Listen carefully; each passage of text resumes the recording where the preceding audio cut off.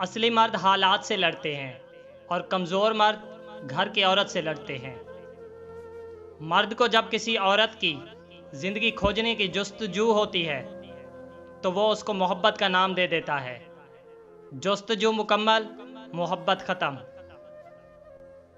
अगर औरत कमज़ोर होती तो कभी मर्द का सख्त लहजा बर्दाश्त न कर पाती।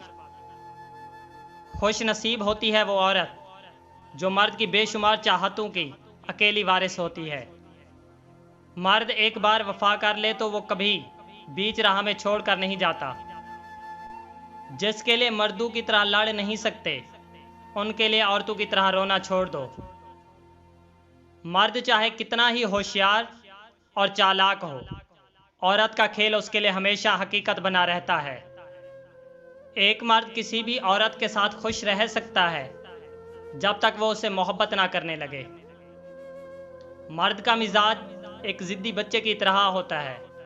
औरत उसको झुका नहीं सकती, बस प्यार से मना सकती है।